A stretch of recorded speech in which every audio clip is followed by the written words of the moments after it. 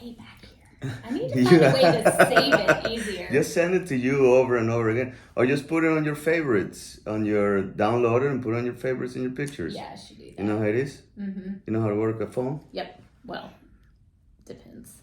All right, we ready? Here comes. Music ready. And...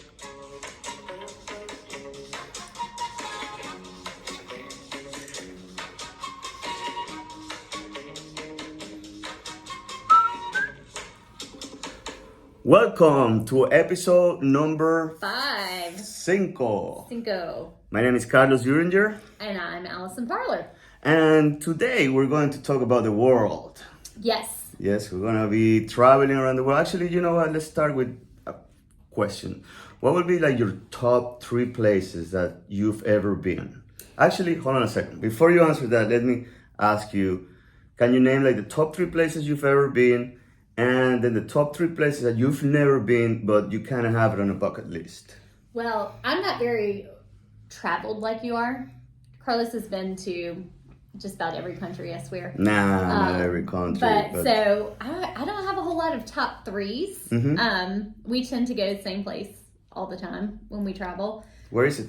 We normally go to the beach. I like warm weather. Okay. So, or Disney World because the kids were little. But now that they're getting older and easier to travel with, I've got a couple places on my list that include children and don't include children. All right, let's go. Tell me.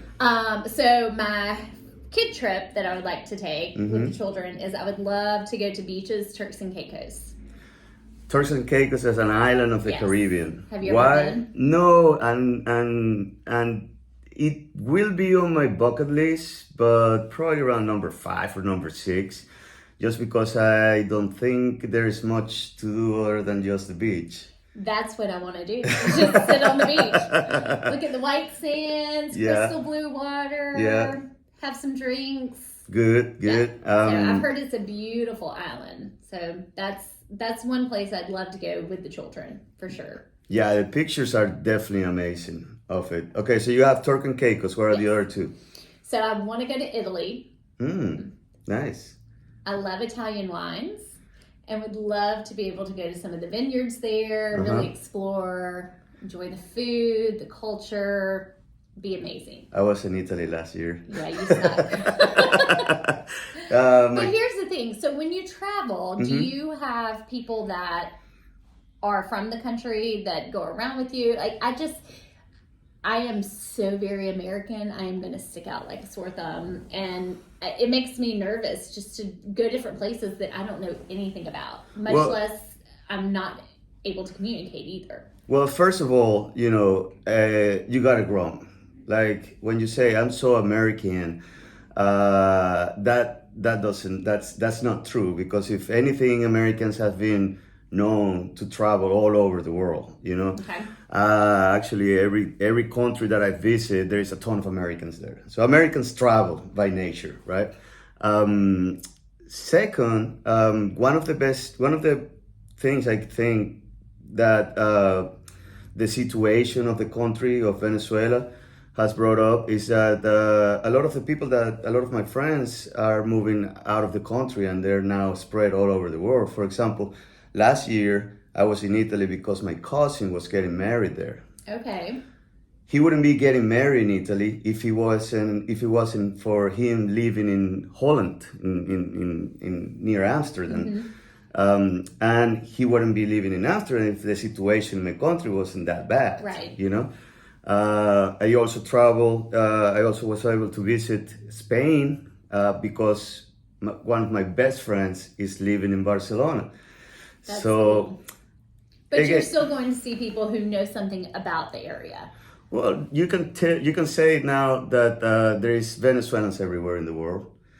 We have emigrated. We used to be a country of immigrants. A lot of people will move into Venezuela. We had a huge community of people from Spain, huge community of people from Italy that they left their countries because of the war, and they populated Venezuela.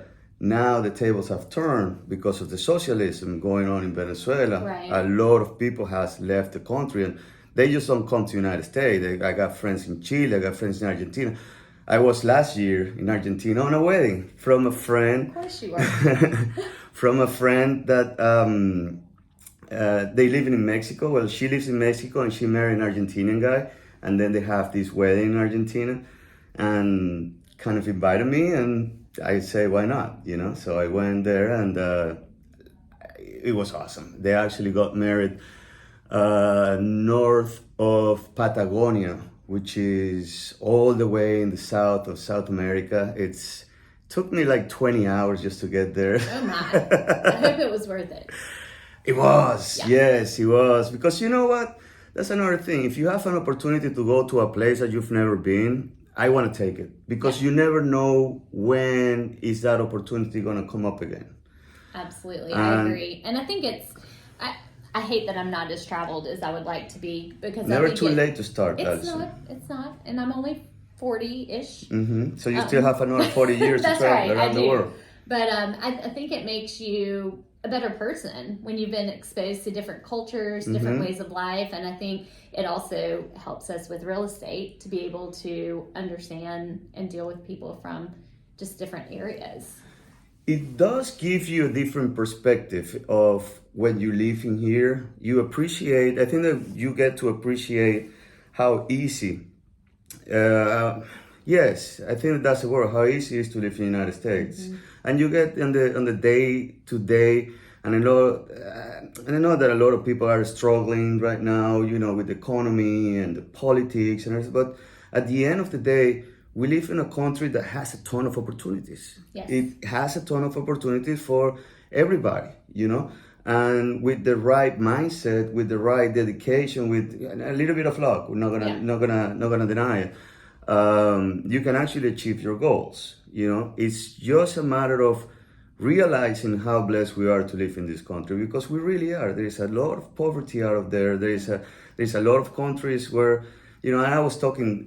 I was in a lunch meeting today with a couple of friends, and I was telling them, you know, we don't really get to step back and realize how blessed we are to have what we have, and it's not just the physical things. It's not just financial things or whatever. You know, it's just to live here, just to be able to be on a free country, just to be able to raise our kids in such a great school system, to live in this place, which is, I think, is amazing to live. Even though, you know, yes, there are other places that are pretty beautiful and very, very pretty. I think that this is one of the best places. I wouldn't raise my kid in a different place. Absolutely, I agree.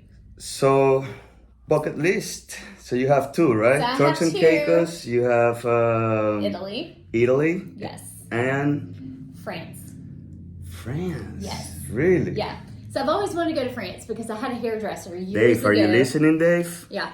Anniversary trip. Had a hairdresser years ago from France. Okay. So I went to her for like 7 years. And every time we would go, we would talk about the country, the culture, the food. And I was just amazed, this sounds crazy, how they could eat bread and pasta all the time and stay so thin. But she said it was because they're not like us. They don't drive everywhere. They walk, they bike. So much is surrounded by their small communities. So when I say France, I'm not talking about just, you know, Paris, the hype of that. I would love to actually see the countrysides. The countryside, yeah. I know Paris. Of course you do. I heard Paris was really dirty. I don't remember it being there. Actually, I went there, I want to say 98. It was 1998. So it was quite a bit. 17, 18 years old, something. Yeah, 18 years old. Probably around that time. I had a girlfriend, and she lived in Paris. She moved out of La Guaira to Paris with her family, and dude, we kept in touch. This is a cool story because back then there was no internet, there was no emails. Yeah. So the only way to keep in touch was by writing letters, and I would fax them. So every morning you would fax them, not snail mail. No, I would write a letter to her. Her name was Charlotte, and I will give that letter to my dad so he can take it to his office, because we didn't have a fax in our house, but he had a fax in his office, so he will fax that letter to France, and then she will fax a letter the next day with a response and her old stories. We did, I had, I want to say like probably 50, 40 of those letters once a week. And of course, to me, it was cool, you know, but turns out I learned later that everybody in their office read the letters. That's what I was thinking. I'm like, if your dad's faxing these, I hope they're PG, because well, of course, he's you know, reading all of it for sure. There's no way he's not. But you had all the people in their office reading a real-time love novel, because she was probably one of my very first loves, you know, and her mom was so cool, and they invited me to go to Paris and spend there a couple weeks with her, and she will take me to her mom. We actually, I stayed there. I mean, imagine, you know, like the open-mindedness, you know, bring the boyfriend from Venezuela and stay here in our house and teach him all the culture. That's why I don't remember it was dirty. To me, everything was like beautiful. You were in love. I was. So where do you have, what places on your bucket list? Well, I want to say that, yes, I have traveled quite a bit around the world. So I've crossed a lot of my bucket list. Just last year, I was able to go to Qatar. I was able to go to India. Those very, very opposite places, and I can just talk about it nonstop, you know, for the next 30 minutes. So it'll be 30 minutes of just me talking about traveling. I'm not going to do that to you. Okay, thank you. Or to anybody, because might be a little bit boring. But I want to say that first on my bucket list will be also the beach. Mm-hmm. I like the beach, and I like what I've seen in Fiji Islands. Fiji. Yes, I don't know why, but do you want to surf there? What's the draw to Fiji? Well, I don't know if you surf there? I don't know if at this point I'll be able to surf those big waves, but I would, you know, like I'm a little bit out of shape. I haven't surfed in 15 years. Well, I did surf in California 5 years ago. Well, it wasn't surf. I actually got thrown away by the waves. Yeah. Got tumbled, yeah. No, but it's just, I don't know. I guess that with the videos and the pictures that I've seen and people that have been there and the conversation that we had, you know, you have Fiji, Thailand, mm-hmm. you know, all that area over there, it intrigues me to go and visit. So that's definitely on my bucket list. Okay. Second on my bucket list is also the beach, you know, but they say, believe it or not, I want to go and see Havana, Cuba. Mm. Mm-hmm. Never been there. Never been to Cuba. Never been to Cuba. I had the opportunity and I didn't take it a while ago to go there, and I just couldn't back. I think I was working or something like that. Got in the way. Yeah, but I would love to go and see it. I would love to. There's a lot of history in that country, and there's a lot of rum and salsa and sugar and ocean, and you know, it's just one of those places I would love to go one day. And the other one is also a beach, actually. I think we have a theme here. We have a theme here, right? And that will be Punta del Este in Uruguay. Where's that? That's in the coast of Uruguay. And I didn't have it that high on my bucket list until I went to Argentina. Okay. The culture in there is awesome. If anybody's been to Argentina, they know what I'm talking about. The food is amazing. You're going to love it. People eat up until like 1 or 2 o'clock in the morning, and they start. That's right up my alley. I'm telling you, what I do revolves around food. Well, so. If they don't have good food, I can't go. Oh, they have amazing food. They have amazing steaks, meat. It's awesome. Yeah. And the people are so friendly too. And at least when I was around with, had a friend over there that I visited to, another Venezuelan. But yeah, Punta del Este is actually a place where people from Argentina, people from Uruguay go on vacation. And everybody recommended that to me. I mean, there's so many places, Alison, to your bucket list. You know what else also on the bucket list that I wasn't in my? That also the bucket list is just changing. Correct. or growing? Japan. Yes. So that's why we're talking about different places today, because we had an opportunity to speak with a Remax agent from Japan that Carlos met at the Remax convention, and it was really neat talking with her. Yeah, and it all started. We were coming out of the concert. It was the last day in Las Vegas, and I was with my brother, and they were just hanging out in there, and we started to talk, and she mentioned that she's from Remax Japan, and I didn't know that we had an office in Japan. So at that point, I was like, wait a second, Remax has an office in Japan? The white, red, and blue in Japan? I don't see how many people. And I started to ask questions, and then I just thought it might be interesting to bring her over to the podcast so we can actually talk about the market. Actually, we have a pre-recorded interview. Yes, we do. She's not here with us, so we're going to play it for you. At the end of this? No, right now. Right now? Yeah, all right, let's play it right now. Do it. You want to play it right now? Yep. All right, here goes. And Ayako Fukushima, that's the right way to pronounce it? Yes, that's right. How are you? Welcome to our show. And I met Ayako in Las Vegas last week.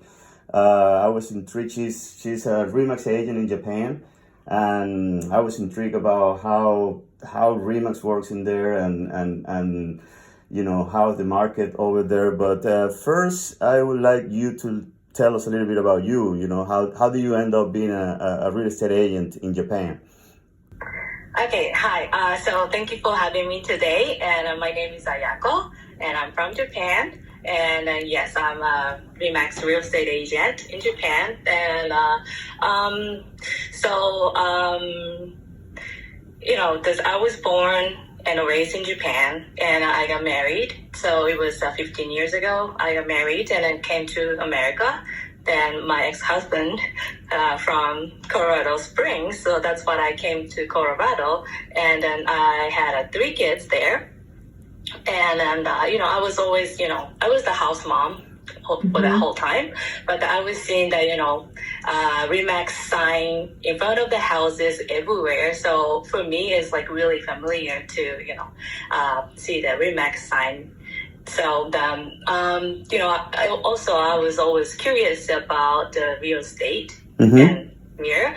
And that's because, there's so many model homes and we can visit there, then open housing. Then I love to go in there and see the, layouts and the designs. And I love to do that. So I was always curious about the real estate as well.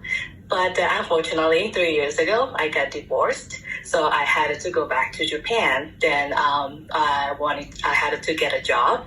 Then I was searching what I can do. But, I always, curious about the real estate. So I think I want to be a real estate agent. So I was searching for the job. So there is a Remax in Japan as well. And actually, I didn't know we have a Remax in Japan too. So where in Japan? We're in Japan, Kanagawa. It's close to Tokyo. Close to Tokyo? Okay. And how many agents are in Remax Japan? Do you know? In Japan now is over. We have 320. Nice.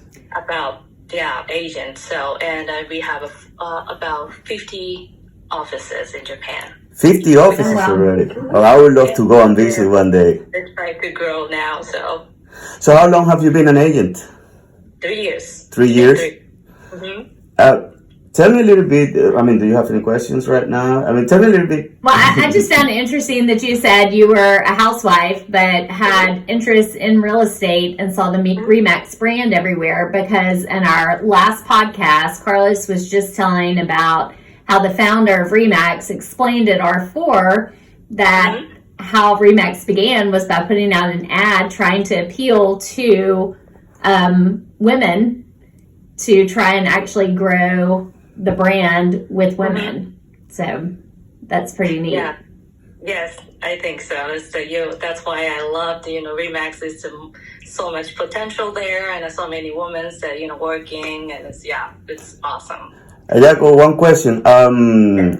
Are you familiar with how the contract works here in the United States, so you can make a comparison? Have you ever written a real estate contract here in the United States? I do not think so. So in Japan, do you think? I mean, what I want to ask is, how is the process over there? Yeah. Basically. The process is it's similar, but we can do anything like a buyers and sellers. So we can do both. Just on me. But usually in here, it's like only one side. Only you're going to be the buyer's side or owner's side. But we can do both sides. Then that's happening often. What's the average price for a house in the market, in your market in Japan? My area, the average is like about 400,000 to 1 million. Okay. What's the size of the houses? It's gonna be. It's a tiny. It's not like in the U.S. So the houses are really small. So average is like maybe like 1,000 square feet. And are they more single family homes or okay? Yes, for family home. So, but so a 1,000 square foot single family house in your town, in your city, will go for around $400,000 at the very basic level. Is that correct? And then after all upgrades and more upper class, I guess, neighborhoods, it will go up to $1 million.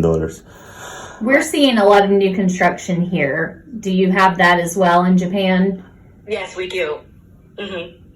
But we don't have that much land, so we have to, tear down, then we build again. So we have to find the land first. Okay. Awesome. Yeah. How's it?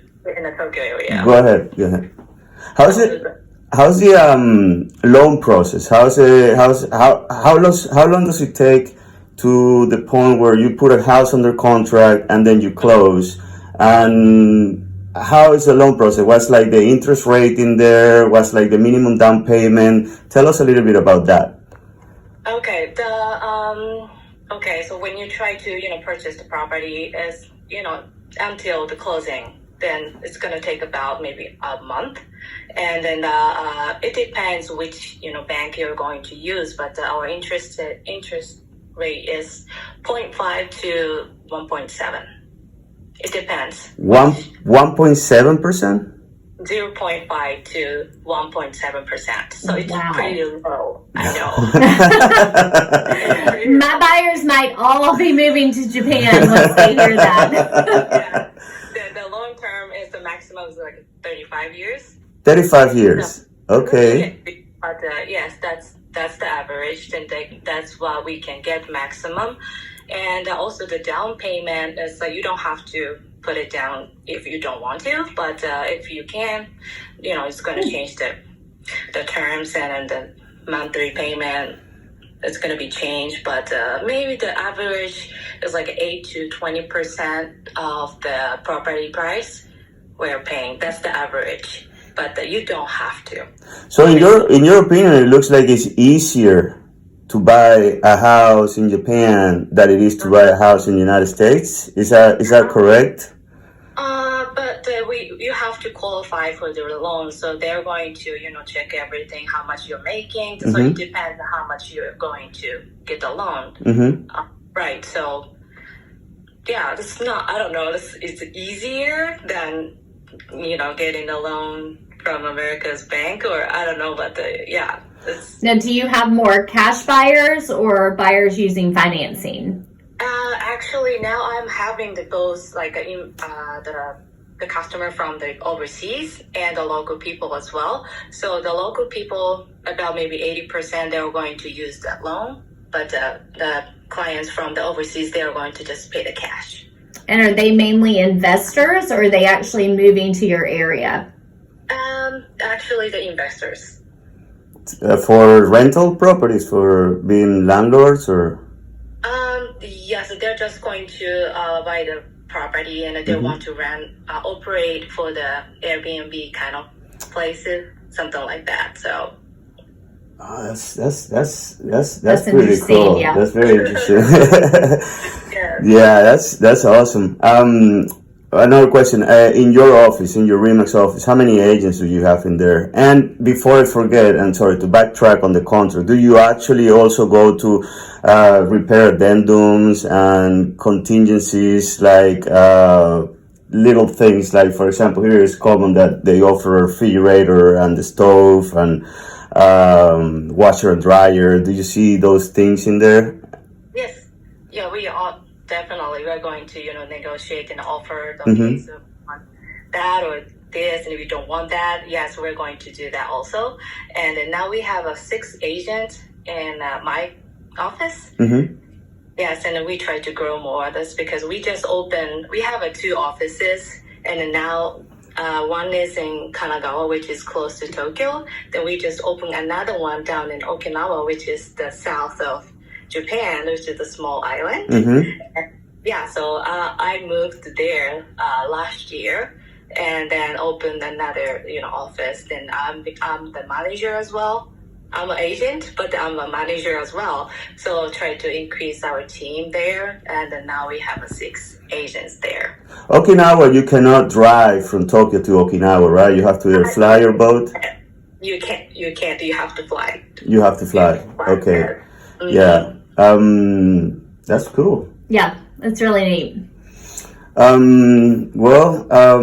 guess that that's pretty much all the questions that we have prepared. I would love to go and visit you and visit Japan one day. You've been about everywhere, so. But I have not been in Japan, and it's definitely on my bucket list. You have to come. Actually, let me ask you this question. If I were to go there and I will have a very limited time, let's say 5 days, right? What will be, and I know that is a difficult question because you probably have so many places to go and you really don't know what I mean to, but let's say that if somebody asks you and I say, well, you have to go to New York, California, right, Miami, and Chapin, South Carolina to go and know Lake Murray. But what would be like you can't miss in Japan? Yeah, I want to say you should come visit Okinawa, Mm-hmm. but I'm going to say Kyoto. Kyoto? Yes. Why? Have you ever heard of that place? No. I have, yes. I actually, yes, I have heard about Kyoto. I've obviously never been there, but tell me why. Tell me why. Why do you like it so much? Kyoto is personally, I love them. I love there. That's because they have our history there. So there's the temples and shrines that's still there. It's like a long time ago, like 1,000 more years ago. It's still there. And you can also feel the 4 seasons there. Anytime when you visit there, you'll see the beautiful view everywhere. Like when you visit there in the springs, and you can see the cherry blossoms everywhere. And then the summertime is that the green leaves are everywhere, and you can also there's all kinds of stuff that you can enjoy it. And also the food is amazing. If you like the Japanese food, I think you should go there. Awesome. Good All right. to know. Well, thank you. Well, I know now. We definitely appreciate your time. Thank you for having me. Well, Thank you. That was cool. That was cool. I enjoyed talking with her. And as much as I like learning about different places, traveling. 0.5% interest rate. I know. know. On a loan. I mean, if that were the case in Chapin, we couldn't keep people out of here. And no money down. None. No None money whatsoever. down. I think I'm going to put Japan on top of my bucket list now. Sounds like a great place for an Airbnb. Sounds like a great place to just, I mean, like 0 down and 0.5%. I mean, do you imagine if that happens here? No. I mean, if it happens here, we have enough people wanting to move here as it is. Well, again, this is one of the best places in the world. What's your favorite thing to do in Chapin? I talk about bucket list. Well, I don't think that you have a bucket list in Chapin. I think you've done it all. Yeah, I have. My favorite thing about living here is the lake. Okay. Yeah. I mean, when we got ready to move back towards Columbia 10 years ago, I told my husband I have to be near water because clearly. What are your favorite things to do on the lake? Honestly, just relax. When I go out on the boat, on the water, it just, I'm telling you, my whole body just relaxes. Like I think I was a mermaid or something at some point. I don't know.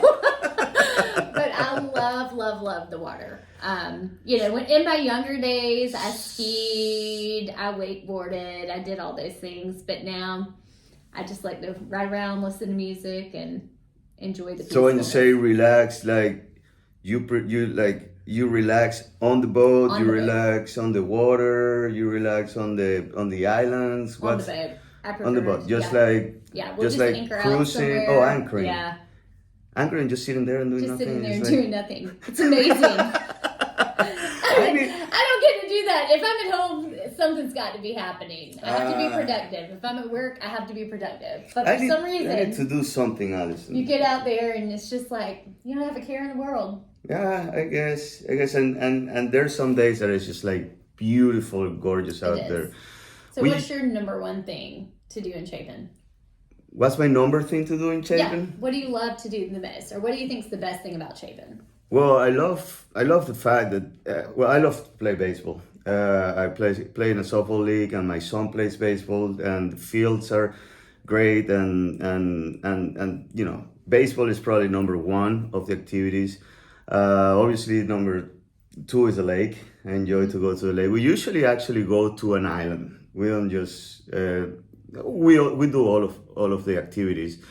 I learned how to wakeboard a couple of years ago. My friend Todd, he has a ski, because I have a pontoon. I don't have so it really is not that great for skiing. But he had a ski boat, and he let us use that one, and I think I did pretty well for my first time. So I'm hooked with that. Yeah. I think that's the big draw for here is, you know, most people just getting close to the water. And we do have so many neighborhoods that are lake access, even if you can't be on the lake. And, you know, just go down to the docks, fishing, swimming. Yeah, I got a lot of opportunities. It like you said, you know, you don't really have to have a waterfront property to enjoy the lake. You can actually rent boats if you even don't have a boat. But there's so many people that have boats in here that all you have to... You know what the best kind of boat is? Which one? The one your friend owns. Oh, Allison revealing her secrets. Yes. Yeah, now we know why you have so many friends. That's why I have so many friends. Hey, my name is Allison. What's your right. name? What kind of boat do you have? I'll be over Saturday around noon. I'll invite myself. Allison, with the interview and with your bucket list, and we still, actually, let me promise this, we need to talk a little bit more about our favorite spots in Chapin. Absolutely. Okay? It's a lot. We have a ton, and we kind of did prepare to talk a little bit more about our favorite places in Chapin. But you talk too much, so we ran out of time. But I talk too much. We got that problem. What are we gonna do? We're gonna have to. You're gonna have to do like some signs so I can shut up. That's a sign? Yeah. Well, we got 30 minutes, so it works. All right. Bye. Bye.